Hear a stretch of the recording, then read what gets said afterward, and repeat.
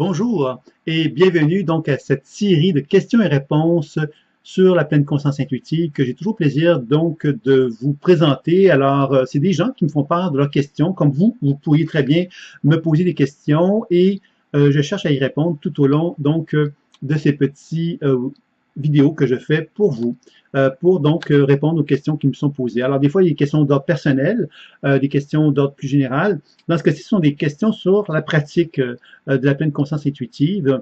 Donc, la première question qui m'est posée, c'est l'enracinement provoque-t-elle une stimulation du système parasympathique et l'émission d'ions négatifs? Alors, ça, c'est une question un peu technique, mais je vais quand même prendre le temps de vous expliquer pour que vous soyez vraiment en mesure de bien cerner de quoi il s'agit. D'abord, donc, j'ai peut-être oublié et négligé de me présenter, c'est Sylvain Bélanger. Je suis créateur de l'écoute imaginaire au départ. J'ai écrit plusieurs livres sur le sujet. Avec le temps, donc, j'ai voulu modifier le nom pour pleine conscience intuitive, puisque je trouvais que c'était plus approprié. La pleine conscience intuitive, finalement, qu'est-ce que c'est? C'est développer une pleine conscience par le biais de l'intuition. Alors, c'est ça un peu l'idée. Donc, c'est pas d'être dans un état simplement de méditation, mais c'est de vraiment participer au processus intuitif dans le cadre d'un état de méditation. Alors, c'est ça un peu que l'on cherche à faire dans la pratique, ce qui nous amène à développer ce qu'on appelle la clairvoyance, la clairaudience, la clairsentience, la médiumnité. C'est toutes des techniques, finalement, qui se développent par le biais de la pleine conscience intuitive. C'est ce que moi, je fais depuis plus de 25 années. Voilà. Donc, revenons sur cette question, l'enracinement. Alors, peut-être qu'il y a des gens parmi vous qui ne connaissaient pas l'enracinement. Donc, j'aimerais peut-être d'abord et avant tout dire que la pratique de l'enracinement est une pratique qui provient de la tradition chamanique et c'est une pratique qui implique justement l'idée qu'on est une antenne. L'antenne a deux pieds sur le sol et une tête vers le ciel. Alors, ma capacité d'être une bonne antenne, c'est de faire en sorte que l'énergie de la Terre, l'énergie tellurique de la Terre, circule à travers mes pieds pour remonter progressivement dans mes jambes, dans mon bassin, et ainsi de suite, pour remonter jusqu'à mon cœur. Et dans cet état-là, où je sens fortement enraciné, je peux faire venir à moi l'énergie du ciel qui va descendre du sommet de la tête vers mon cœur. Donc, cette position de verticalité consiste à faire en sorte que l'énergie circule d'une façon libre et fluide du bas de mes pieds jusqu'au sommet de ma tête, et ainsi de suite, pour faire en sorte que je sois dans une position d'enracinement. Donc, l'enracinement est une technique que l'on doit apprendre à pratiquer tous les jours. Donc, c'est pas quelque chose qu'on dit, j'ai pratiqué l'enracinement une fois et c'est fini. C'est une pratique qui est quotidienne, qui est régulière et qu'on peut même faire plusieurs fois par jour parce que l'enracinement implique que l'on soit capable de laisser l'énergie circuler en soi de façon libre et fluide. La majorité du temps, chacun d'entre nous, qu'est-ce qu'on fait? C'est qu'on vit des spasmes, des tensions, pour toutes sortes de raisons. Que ce soit au niveau de nos fonctions digestives, par exemple, qui se crisper. Ça peut être simplement au niveau émotionnel, au niveau de nos pensées, qu'on peut crisper notre corps sans s'en rendre compte, qui vont faire que l'énergie va circuler de moins en moins fluidement. Donc, la pratique de l'enracinement consiste justement à travailler, à consolider justement cette circulation énergétique afin de favoriser le potentiel santé, c'est-à-dire que plus je suis une antenne vivante, vibrante, plus l'énergie de la Terre et du ciel circule en moi librement, me permettant de favoriser donc la santé. Voilà, donc ça c'était pour la première chose. Donc, la pratique de l'enracinement est une technique préparatoire à la pleine conscience intuitive. Donc, c'est quelque chose qui va nous préparer à développer la pleine conscience intuitive. C'est une position qui nous permet de favoriser la position de témoin. Le témoin, c'est celui qui prend une certaine distance par rapport à ce qu'il vit, ce qu'il expérimente à l'intérieur de lui-même. La question qui est donc posée, c'est l'enracinement provoque-t-elle une stimulation du système parasympathique et l'émission d'ions négatifs? Alors, c'est une question, je vais répondre de deux façons, on va dire ça comme ceci, c'est-à-dire que si on veut parler vraiment d'ions négatifs pour commencer, la pratique de l'enracinement, pour vraiment y aller d'une façon très pointilleuse, je dirais ça comme ceci. Si je veux obtenir des ions négatifs dans mon corps, la meilleure façon de le faire dans un contexte d'enracinement, c'est de pouvoir me promener les deux pieds nus sur l'herbe à la rosée du matin. Pourquoi j'ai dit ça? Parce qu'à ce moment-là, mes pieds deviennent conducteurs par la rosée, parce que c'est mouillé. Et à ce moment-là, mes pieds sont en connexion avec le sol et la planète Terre est comme un énorme aimant d'ions négatifs. C'est-à-dire qu'il est capable, cette planète Terre-là est pleine de charges négatives. Et puis moi, finalement, avec le travail de ma journée, avec le stress, avec toutes sortes de choses qui existent dans la vie, j'ai tendance à développer des surcharges positives, c'est-à-dire ce qu'on appelle de l'acidité. Donc, quand on parle d'ions négatifs, la meilleure façon de comprendre finalement cette option de la pratique de l'enracinement, de quelle façon que je peux aller chercher ces ions négatifs-là, c'est certainement par cette capacité que j'ai de pouvoir justement bénéficier de la planète Terre comme une espèce de gros aimant négatif qui va attirer vers lui les charges positives qui sont dans mon corps, qui vont donc libérer mon acidité, et en retour, je vais pouvoir bénéficier des ions négatifs que la Terre va me donner. Alors, la meilleure façon de procéder, c'est celle que je viens de nommer, c'est-à-dire se promener à la rosée du matin, au moins une demi-heure de temps, simplement dans une position d'enracinement, tout simplement, on peut très bien le faire comme ça, ou marcher à la rosée du matin. Cela peut être une belle façon d'aller chercher cet apport d'ions négatifs-là. L'autre façon de faire, qui est plus qui est moins donc dans la nature, qui est moins connecté avec la planète Terre, avec l'herbe et tout ça, c'est que quand on n'a pas cette occasion-là de le faire régulièrement, ou quand c'est froid, par exemple comme l'hiver, bien évidemment, on peut se connecter avec la prise de terre. C'est-à-dire que la prise de terre, c'est un lien qui me permet de me connecter avec la planète Terre, donc avec cette fameuse énergie tellurique de la Terre, et de pouvoir parvenir justement à bénéficier des ions négatifs qui vont m'être apportés, et de pouvoir justement donc ressentir à quelque part cet effet bénéfique que la Terre peut m'apporter. Donc, on peut donc se brancher à la prise de terre. Il faut juste s'assurer que la prise de terre soit effective, c'est-à-dire sécuritaire, pour pouvoir le faire. Et si on le fait, on va donc bénéficier de cet apport d'ions négatifs également de cette façon-là. Alors ça serait la chose que je dirais par rapport à ça. Il a été démontré d'ailleurs que cette façon de travailler avec la prise de terre avait des actions très intéressantes au niveau des gens qui ont des problèmes inflammatoires, des gens qui ont des problèmes rhumatismales, des choses de ce type-là. Donc, on peut vraiment amener un mieux-être. Les gens qui sont, par exemple, très électrosensibles, ça va être très intéressant aussi d'expérimenter cela. Mais la chose la plus importante, c'est s'assurer que la prise de terre soit sécuritaire. L'autre élément, c'est que le système parasympathique et le système parasympathique nous met en connexion avec la relaxation. Donc, bien sûr que l'enracinement va favoriser une stimulation du système parasympathique et comme toute forme de méditation, de relaxation, je dirais, c'est toujours très souhaitable de pouvoir le faire, ce qui va permettre de régénérer notre corps et de favoriser des fonctions guérisseuses aussi, puisqu'on est dans une position de relaxation, on permet au corps de se régénérer, de se relaxer, et la pratique de l'enracinement permet beaucoup cela. Donc, la seconde question qui m'a été posée, c'est est-ce que la pratique de l'enracinement peut donner des sensations de fatigue ou cela signifie que cela est mal fait? Alors, c'est une question qui est intéressante. Il faut se rappeler une chose. Lorsqu'on parle d'une santé parfaite, on parle d'une position d'alignement dont je viens de parler. Et la position d'alignement signifie que l'énergie part des pieds pour monter jusqu'au sommet de la tête et du sommet de la tête redescendre vers les pieds et d'une façon à ce moment-là fluide et harmonieuse. Il y a donc, on pourrait dire ça comme ceci, une forme de négantropie. Négantropie signifie que l'énergie circule d'une façon fluide et harmonieuse sans qu'il y ait de heurts ou d'obstacles dans la structure physiologique. Ça veut donc dire que le corps vieillit moins rapidement. C'est ça que ça veut dire. Et si on parle d'entropie, l'entropie, ça veut donc dire que quand l'énergie rencontre des obstacles dans le corps, au niveau de la physiologie, des organes, il y a une forme d'usure qui s'installe et cette usure va créer donc une forme de vieillissement prématuré, ce qui veut donc finalement dire que le corps va vieillir plus rapidement. Donc, lorsqu'on dit qu'il y a des sensations de fatigue, c'est-à-dire que tantôt, on faisait référence au système parasympathique, c'est-à-dire que si moi, je m'enracine régulièrement, surtout au début, si je suis très tendu, il est possible que la pratique d'enracinement m'amène à ressentir une forme de détente, et cette détente-là me met en contact avec la fatigue que je ne ressentais pas quand j'étais dans une position de stress, puisque le système sympathique est un système qui va finalement me gonfler à bloc, comme on dit, pour pouvoir faire mes journées, mais ce sentiment d'être gonflé à bloc cache en quelque part, c'est une dépense énergétique que j'effectue en faisant ça, et quand je me mets dans une position de relaxation, bien évidemment, je peux davantage me connecter avec mon rythme biologique, mon véritable rythme biologique, qui va donc indiquer que je puisse être fatigué. Donc, la pratique de l'enracinement peut m'amener effectivement à expérimenter des sensations de fatigue, mais également des expérimentations émotionnelles. Je pourrais remonter à ma conscience des états émotionnels que je croyais avoir réglés, parce que justement la pratique de l'enracinement favorise une meilleure circulation énergétique.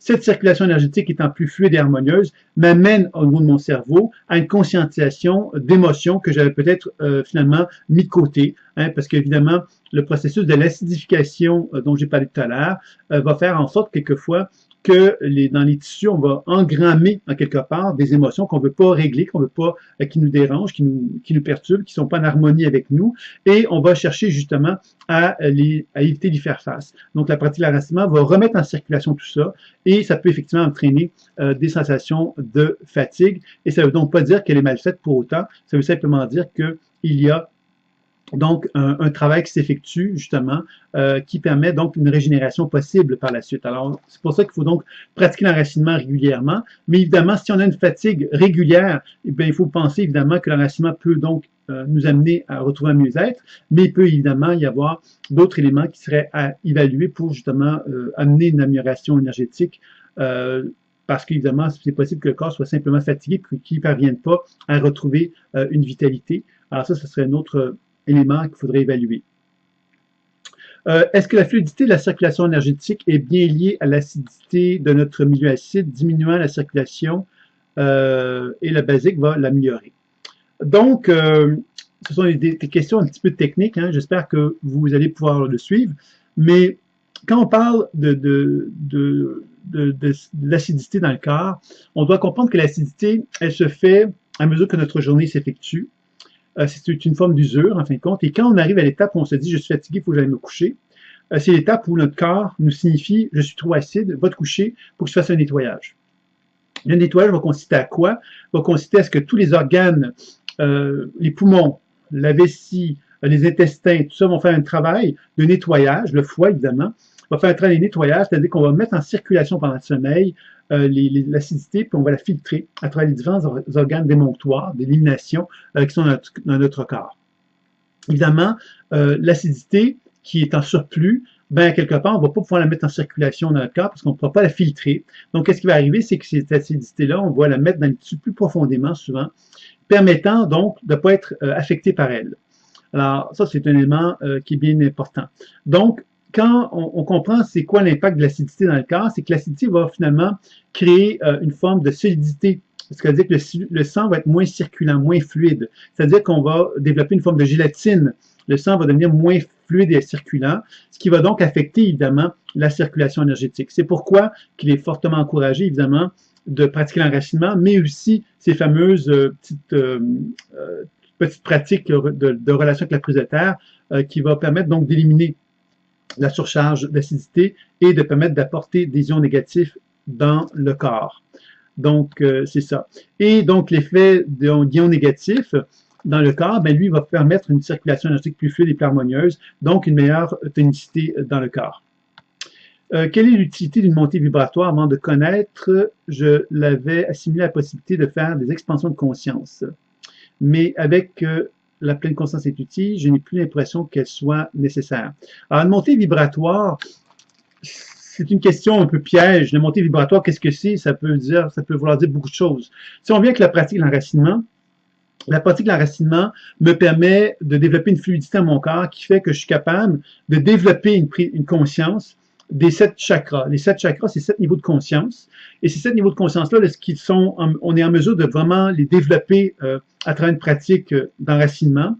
Ben, inévitablement, on va se retrouver dans une position où on a ce qu'on pourrait appeler, entre guillemets, une forme d'élimination, c'est-à-dire une certaine position d'ouverture envers les 7 niveaux de conscience, les 7 énergies appartenant à l'univers, les 7 vibrations de l'univers, pourrait-on dire ça comme ça.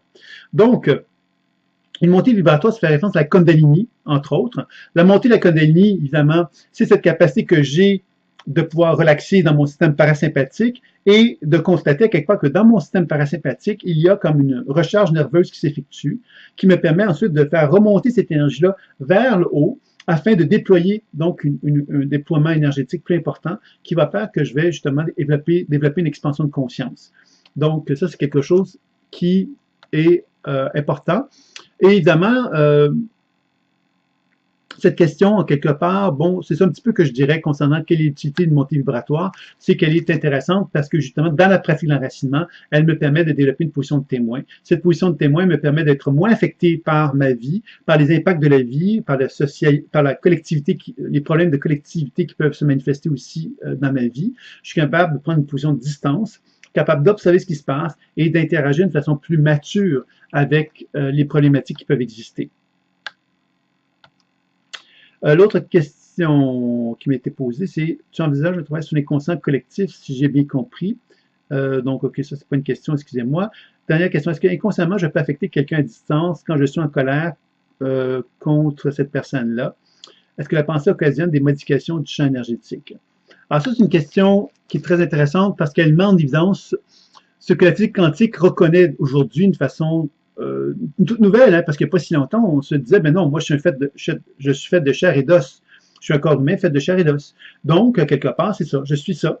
Et puis, si je veux parler avec quelqu'un, ben, je vais ouvrir la bouche pour parler à quelqu'un.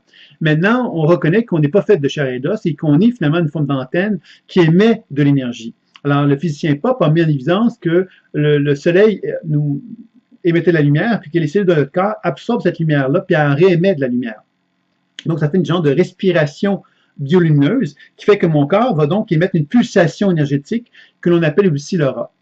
Donc, quand on dit, si je pense à quelqu'un négativement, est-ce que je vais l'affecter?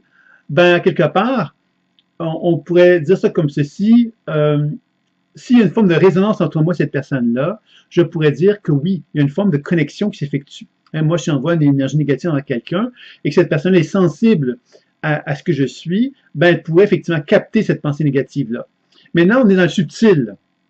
Il y a des recherches qui ont démontré, par exemple, que si une personne faisait une prière pour une fleur, une plante, qui se retrouvait très, très loin dans un autre pays, cette personne-là, quelque part, avait un impact positif sur la croissance de la plante.